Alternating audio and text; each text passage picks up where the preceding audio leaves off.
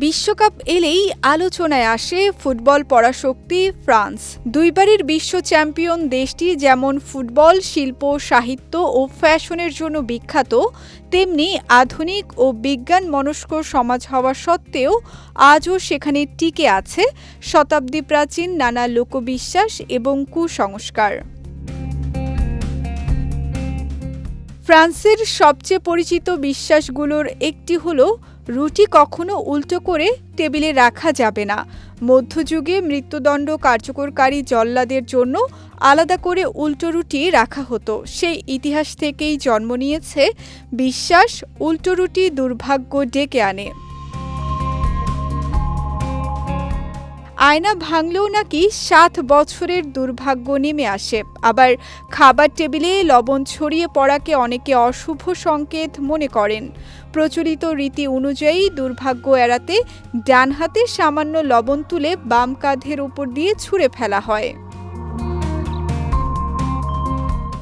এছাড়া নববর্ষে দরজায় মিসলোটো ঝুলিয়ে রাখা, নতুন বাড়িতে প্রবেশের সময় রুটি, লবণ বা মুদ্রা সঙ্গে নেয়া, ঘরের ভেতর ছাতা না খোলা কিংবা মইয়ের নিচ দিয়ে হাঁটা এড়িয়ে চলাও ফরাসিদের দীর্ঘদিনের লোকবিশ্বাসের অংশ। অনেকেই 4 পাতার ক্লোভারকে সৌভাগ্যের প্রতীক হিসেবে সংরক্ষণ করেন। আবার কোনো ভালো খবর বলার পর কাঠে 3 বার টোকা দেওয়ার অভ্যাসও এখনও বেশ প্রচলিত। এদিকে শুক্রবার 13 তারিখকে ঘিরেও রয়েছে নানা বিশ্বাস। কেউ এই দিনকে অশুভ মনে করে গুরুত্বপূর্ণ কাজ এড়িয়ে চলেন, আবার কেউ এটিকে সৌভাগ্যের দিন বলেও বিশ্বাস করেন।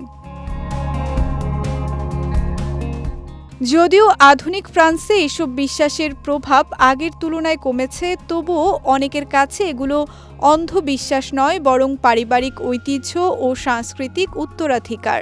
তাই আইফেল টাওয়ার, বিশ্বমানের ফুটবল কিংবা ফরাসি রন্ধনশৈলীর পাশাপাশি এসব লোকবিশ্বাসও আজ ফ্রান্সের সাংস্কৃতিক পরিচয়ের অবিচ্ছেদ্য অংশ। সঙ্গীতা শাহ, বিজয় টিভি নিউজ ডেস্ক।